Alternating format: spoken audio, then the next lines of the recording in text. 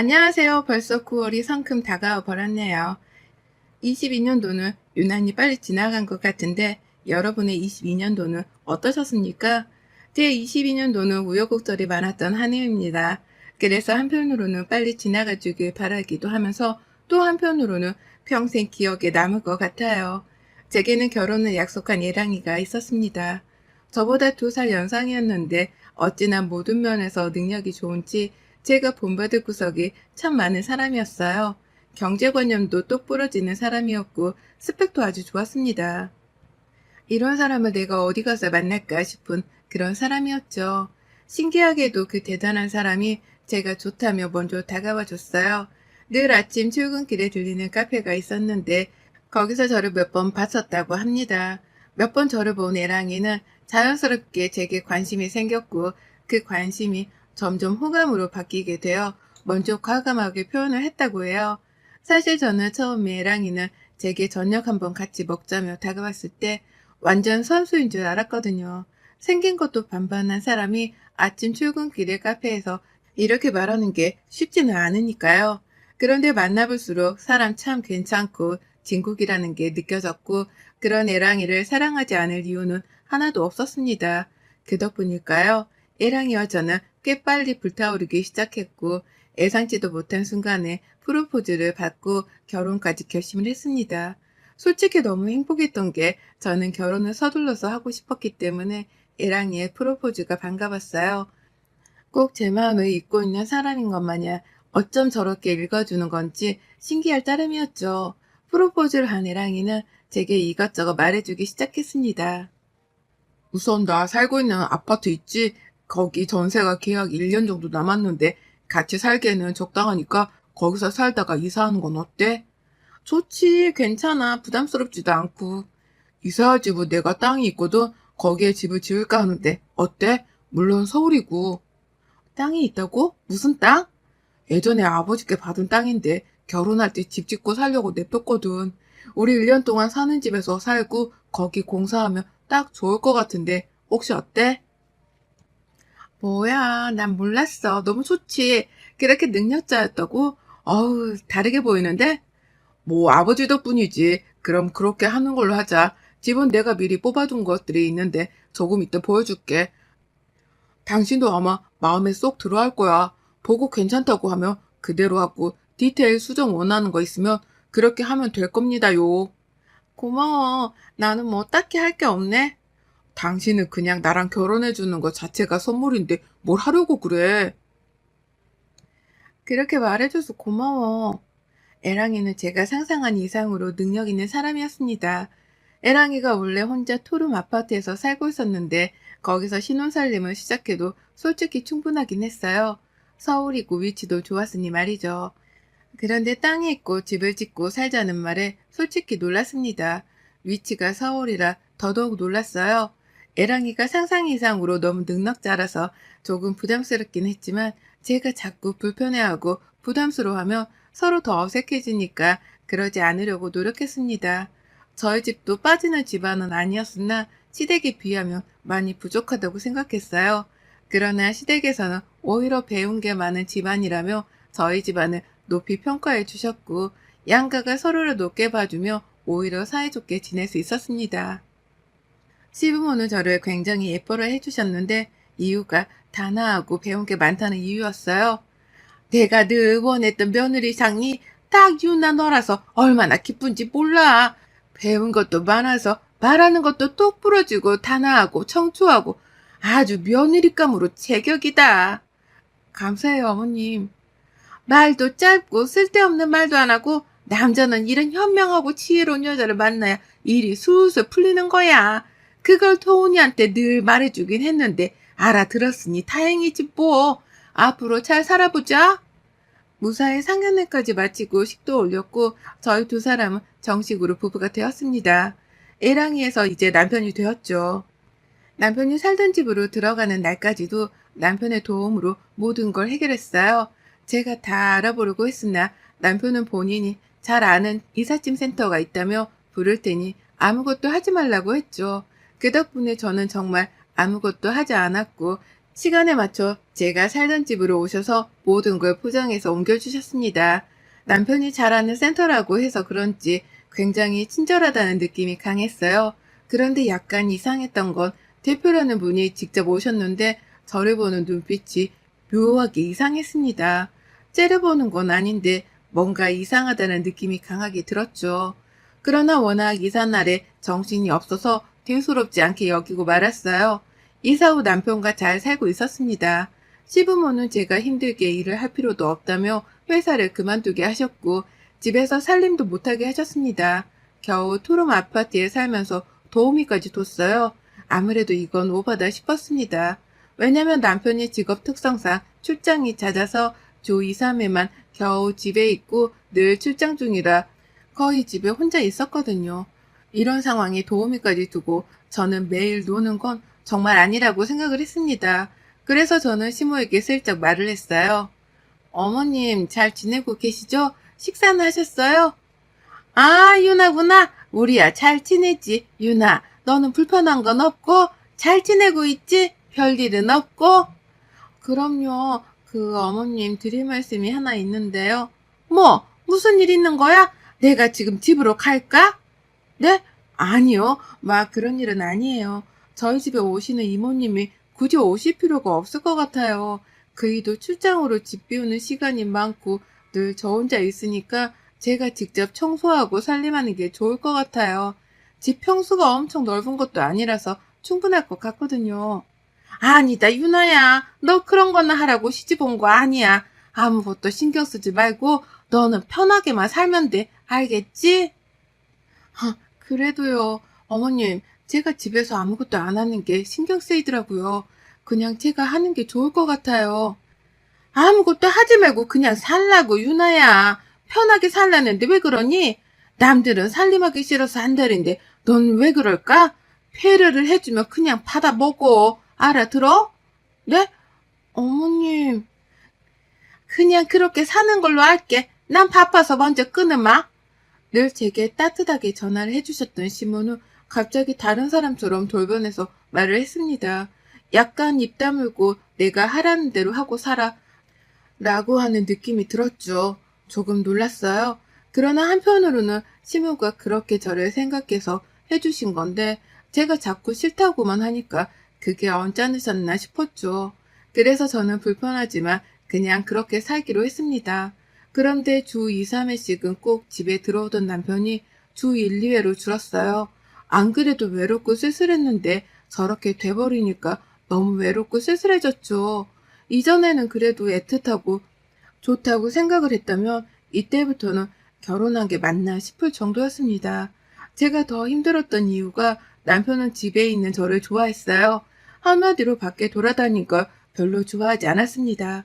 본인이 전화를 했을 때 제가 밖에 있으면 꼭 다툼으로 이어졌죠. 여보, 시끄럽지? 뭐야? 집 아니야? 어디야?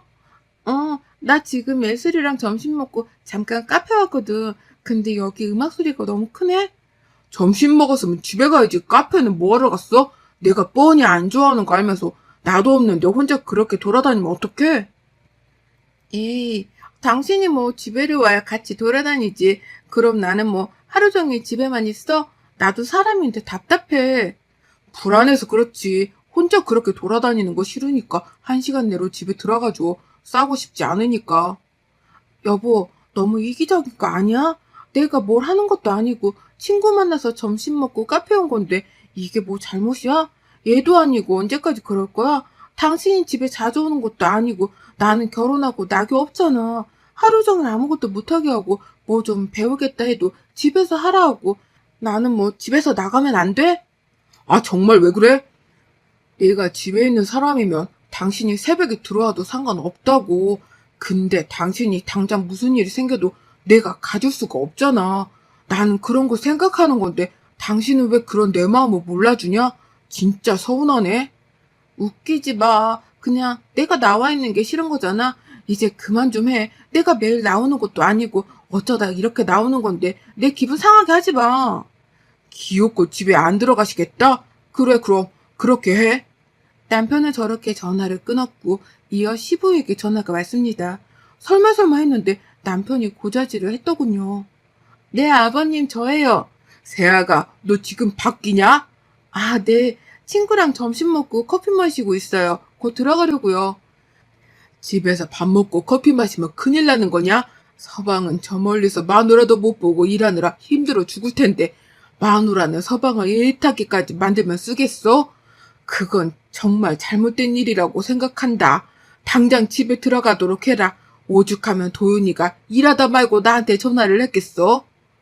아버님, 제가 매일 그러는 것도 아니고 대체 왜 이렇게까지 하시는지 모르겠네요. 카페 주소 말해라. 당장 차 보낼 테니까 그거 타고 가. 네? 아니에요. 제가 들어갈게요. 2번 말 안 한다. 주소 보내라. 결국 저는 보내주신 차를 타고 귀가를 해야 했어요. 친구에게 어찌나 미안했는지 모릅니다. 이거 뭐 하는 짓인가 싶었어요. 온실 속의 화초도 이 정도로 보호받지는 않을 거예요. 이러다 보니 집안에서 뭔가 우울함이 자꾸만 생겨났습니다. 오죽하면 이모님께서 제게 그랬어요. 사모님, 그 창거리를 하려고 하는데 계속 사장님이 안 들어오셔서 버리는 게 생겨서요. 혹시 어떻게 만들면 좋을까요? 그냥 제 것만 해주세요. 네, 알겠습니다. 사장님이 너무 바쁘셔서 외로우시죠? 그렇죠 뭐. 주제 넘는 말일 수 있지만 저는 괜찮으니까 저랑 대화하세요, 사모님. 그렇게 아무 말도 안 하고 계시면 우울증 와요. 무기력해지고 사람이 힘들어져요. 저는 이모님의 말씀에 울컥해서 눈물이 막 쏟아졌어요. 누군가랑 대화가 그렇게 하고 싶었는데 누구랑 대화를 해야 할지 몰랐거든요. 솔직히 이모님은 일하고 계시는데 제가 말을 걸면 불편해하실까봐 늘 방에 들어가서 조용히 있었어요. 그런데 먼저 저렇게 손을 내밀어 주신 후 이모님과 이런저런 대화를 나누며 시간을 보냈습니다. 그 누구에게도 속내를 제대로 털어놓지 못했는데 이모님에게는 다 말했어요. 이제는 하다하다 집에도 안 오고 시댁 가서 자거나 여행을 가버리는 거 있죠? 저희 신혼인데 당연히 집부터 와야 하는 거 아니에요? 대체 이게 뭐 하는 짓인지 모르겠어요.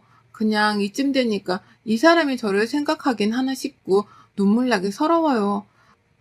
말로는 저를 너무 유하는 것처럼 하면서 이건 진짜 아닌 것 같아요. 사모님, 제가 이 일하면서 늘 귀 닫고 눈 가리고 입 닫고 그렇게 일했는데 사모님만큼은 무슨 일이든 꼭 도와드릴 테니 걱정 마세요. 제 촉으로는 죄송하지만 외도 문제일 가능성이 높아요. 그러니까 사모님도 마음 단단히 먹고 대비하세요. 사장님은 저 자체를 무시하니까 제 앞에서 서스럼 없이 행동하시거든요. 제가 뭔가 이상한 게 있으면 잡아둘게요. 설마요, 그럴 리가요. 모르는 거예요. 그렇게 믿고만 있다가 사모님만 죽을 만큼 힘드니까 마음 비우고 계세요. 아니면 정말 다행이지만 맞으면 사모님만 힘들어요. 저는 이모님의 말을 듣고 생각을 해보니 뭔가 정황상 남편이 바람피는 게 맞을 수 있다고 생각이 들었고 너무 눈물이 나더라고요. 저보다 훨씬 현명하시고 판단이 빠르셨던 이모님의 도움으로 저는 포커페이스를 유지했고 남편이 집에 들어오면 평소처럼 행동했습니다. 그리고 제가 보지 못하는 남편의 또 다른 모습은 이모님께서 몰래 봐주셨죠. 의심되는 부분은 없었고 이모님은 퇴근을 하셨어요. 남편과 정말 오랜만에 함께하는 날이었지만 마냥 기분이 좋지는 않아서 그냥 대화나 했습니다. 진짜 오랜만에 보네? 연애할 때보다 보기가 힘들어? 왜 또 비꼬고 그래? 이게 다 당신이랑 나 잘 먹고 잘 살려고 열심히 일하는 건데. 그래, 일하느라 힘들 텐데 쉬어. 나 잠깐 나갔다 올게. 뭐? 어딜 나가? 왜? 당신은 하루 이틀 집에 들어오고 여행 다니고 할 거 다 하면서 나는 또 나가면 안 돼? 진짜 이기적인 거 알지? 제발 그만 좀 해. 지겹다 지겨워. 저는 남편과 한 집에 있는 게 불편했고 답답했습니다. 그래서 집 앞 카페에 가서 홀로 커피를 한 잔 했어요. 차라리 거기서 커피 한 잔 하는 게 마음이 편했습니다. 나온 지 한 20분쯤 지났을 때 시모에게 전화가 왔어요. 설마 또 남편이 전화를 한 걸까 싶어서 받아봤습니다. 네, 어머님, 너 당장 집으로 들어와. 나 지금 너희 집 왔으니까. 네? 여보세요? 시몬은 잔뜩 화가 난 목소리였고 제 말을 듣지도 않고 전화를 끊어버렸죠. 평소 같으면 상대를 하기 싫어서 피하고 싶었을 거예요. 그런데 무슨 바람이 분 건지 저도 열이 받았고 어디 한번 뭐라고 하는지 드러나 보자 싶었습니다. 그래서 바로 집으로 갔고 남편은 소파에 다리 꼬고 앉아서 쯧쯧을 날리며 핸드폰을 하고 있었어요. 그리고 시몬은 저를 보며 고함을 질렀죠. 너 내가 예쁘다 예쁘다 해주니까 눈에 보이는 게 없니? 청신교육을 아주 똑바로 해야겠다 너. 남편은 하늘이야 알아들어? 따라해. 남편은 하늘이다. 뭐에 안 따라하고. 뭐 하세요? 제가 왜 그걸 따라해요? 무슨 사이비 종교도 아니고. 뭐야? 이게 근데 너 지금 말 다 했어? 좀 배운 집안애라고 예뻐라 해줬더니 기어오르는 거 봐. 정말 너가 예뻐서 그렇게 한 거라고 생각하니? 별로 궁금하진 않으니까 말씀 안 해주셔도 괜찮고 정신교육이고 뭐고 그런 거 받고 싶지도 않으니까 가주실래요? 지금 이 시간에 아들내외 집에 불쑥 쳐들어오셔서 며느리한테 삿대질하며 고함 지르는 어머님도 교육은 필요하실 듯 하네요. 야, 너 뭐라고 했어 지금? 이봐요, 야! 라고 하시는 거 보니까 확실하네요. 어머니, 제가 오늘은 피곤하니까 다음에 교육은 좀 시켜드릴게요. 호칭부터 제대로요. 우선 가주실래요? 좀 자고 싶은데. 전 그렇게 난리치는 시모에게 처음으로 맞대응을 했습니다. 너무 후련하고 속이 시원했어요. 다만 남편은 제게 다시 봤다며 비꼬기 시작했죠. 이야, 채은아, 성깔이네? 아주 다시 봤어. 원래 이런 애였어? 내가 몰랐던 거야? 대박이다. 입 좀 다물고 자자. 왜? 남편은 오랜만에 보니까 반갑지 않아? 손 치워. 능을맞은 남편이 증오스러울 정도로 싫었던 이유는 따로 있었죠. 남편에게서 풍기는 향수 냄새는 확실히 여자 향수였어요. 이모님 말씀처럼 남편에게 여자가 있다는 걸 확신할 수 있었죠. 저는 이 말 같지도 않은 결혼 생활을 끝내기로 결심했고 남편은 실체를 밝히고 시댁도 아작을 내기로 결심했어요. 다음날 남편은 일찍 짐 싸서 또 출정을 갔고 저는 이모님과 상의를 했습니다. 어제 보니까 여자 향수 냄새가 온몸에서 나더라고요. 여자가 있는 건 확실해 보여요. 근데 어떻게 증거를 잡을까요? 그게 상간녀 소송하는 게 쉽지가 않다고 하더라고요. 바람 피는 건 분명한데 마땅한 증거가 없어서 다들 힘들어 하거든요. 우선 저도 최대한 사모님 도울 테니까 같이 해봐요. 이모님과 한참 대화를 하는데 갑자기 초인종이 울렸고 웬 아저씨가 서 계셨죠. 누구세요? 아, 저 혹시 혼자 계시나요? 네? 누구신데요? 저 기억 안 나세요? 뭐야, 누구세요? 사모님 나와보세요. 누구세요? 누구신데 혼자 있는지를 물어보세요. 남편분 혹시 계신가요? 중요한 일이라서 그래요. 사장님은 지금 안 계시는데 왜 그러시죠? 혼자 계시는 거 아닌 것 같은데 문 좀 열어보세요. 아니면 전화를 해보시던가. 저 그 이삿짐 센터 대표예요. 사장님 문제로 할 말이 있어서 온 겁니다. 처음에는 수상한 사람인 것 같아서 절대 문을 열 수 없었지만 시간이 지날수록 남편에 대해 뭔가를 알고 있는 것 같았습니다. 제가 혼자 있는 것도 아니고 이모님도 계셔서 함께 의논으로 문을 열어줬고 너무 충격적인 사실을 들었어요. 제가 일이 바빠서 길게 얘기는 못해요. 우선 제 명함이니까 필요할 때 연락하시고 본론만 말할게요. 사장님, 저희 업체 VIP예요. 이삿짐 센터 VIP 되려면 얼마나 이용을 많이 해야 하는 줄 아세요? 그런데 사장님은 매번 수많은 여자들만 이사를 시키셨어요. 그것도 매번 결혼을 한다고 하셨고요. 처음에는 대체 이혼을 몇 번 하시는 건가 싶었는데 아무리 생각해도 이상하더라고요. 그게 무슨 소리죠? 말 그대로예요. 사모님이랑 결혼하기 한 달 전에도 어떤 여성분이랑 결혼한다고 이사하셨고 살림살이 다 꾸리는 거 저희가 도와드렸어요. 주소도 알고 있고요. 우연히 찍은 사진 영상도 있습니다. 제가 오지랖 부리는 이유는 딱 저희 딸 버리신데 저희 딸도 사위놈이 바람나서 이혼하고 혼자 애 키우면서 힘들게 살거든요. 그래서 내가 이 꼴 못 보겠더라고요. 그럼 그 여자가 바람나 상간녀가 맞는 것 같네요. 추서하신다는 거죠?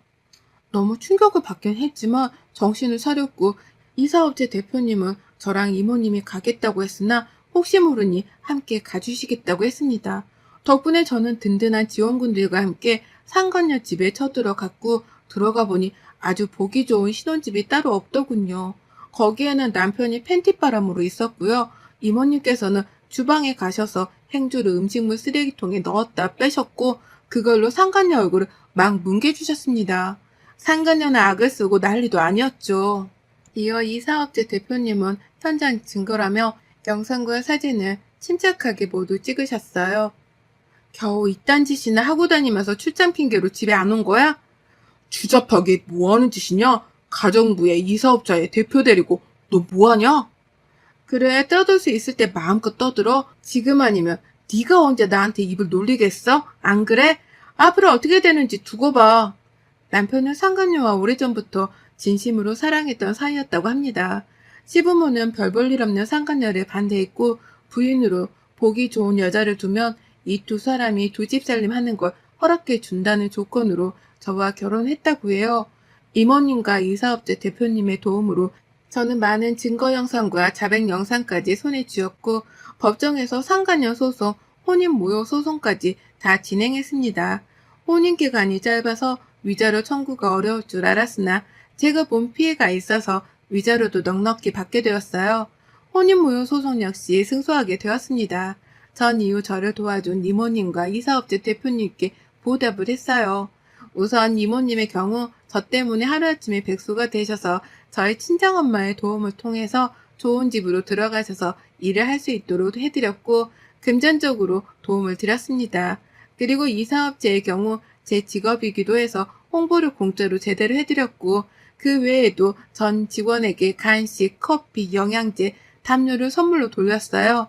지금도 이모님과 이 사업체 대표님 그리고 저 이렇게 셋이 삼총사 모임이라고 해서 종종 만나서 술 한잔을 하는데 이제는 제가 이모 삼촌이라고 부르고 두 분은 저를 편안하게 유나야 라고 불러주세요.